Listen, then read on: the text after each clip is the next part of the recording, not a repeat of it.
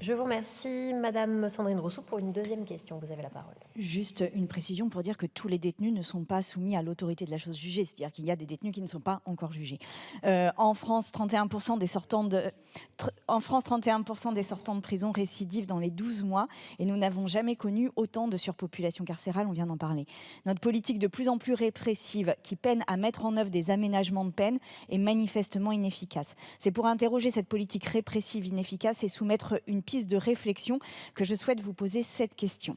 La justice restaurative propose un espace de parole pour les victimes qui souhaitent répondre à des questions, se reconstruire, ainsi que pour les auteurs d'agressions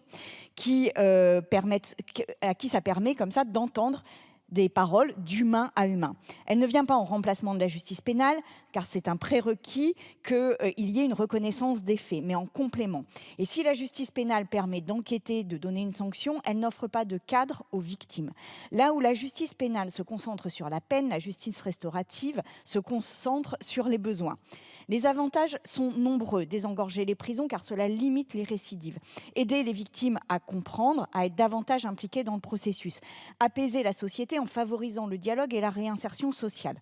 La justice restaurative peine à se développer en France. La loi du 15 août 2014 sur l'individualisation de la peine a fixé un cadre légal reconnu par le pénal, mais le programme reste assez confidentiel. Seulement 54 personnes en ont bénéficié en 2021. À l'inverse du Canada, le Canada fait office de pays pionnier en la matière. La justice restaurative se développe depuis 30 ans et elle est possible à tout type de procédure.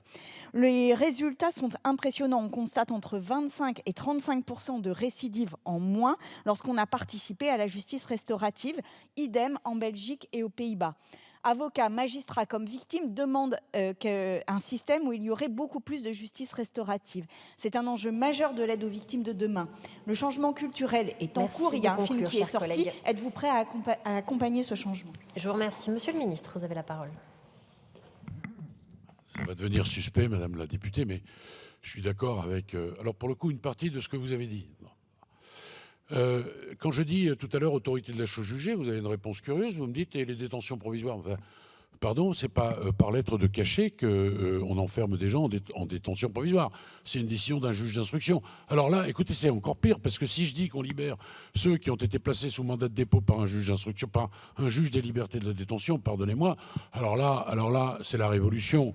Bon, mais peut-être l'appelez-vous de vos voeux. Bon, sur la justice restaurative, moi je suis très partant. Je sais et je connais bien les expériences qui ont été conduites au Canada notamment, en Belgique également. Et je veux vous dire que nous avons déjà en place un certain nombre de choses. Et Madame la députée Sandrine Rousseau, dans la loi que j'ai portée, il y a des dispositions pour étendre la justice restaurative.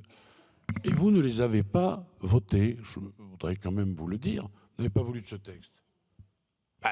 Oui, d'accord, et bon, je veux bien. Elle me dit qu'il y a qu'à Faucon, faudrait. Moi, je vous dis qu'on a proposé la justice restaurative. Moi, j'y crois beaucoup. Et je travaille encore sur ce sujet. Je n'ai pas fini ma réflexion parce que je pense que c'est une façon, effectivement, d'apporter d'abord de l'apaisement aux victimes qui consentent à la justice restaurative. Ça ne peut pas être un processus obligatoire. Et c'est aussi une façon de lutter contre la récidive. Je partage ça. Mais là, on a proposé des avancées, vous n'étiez pas au rendez-vous. Oui, mais Madame Rousseau, chacun assume ses responsabilités. Qu'est-ce que vous voulez que je vous dise? Voilà. Voilà donc sur la justice restaurative, ce que je voulais vous dire. Je vous remercie. La parole est maintenant à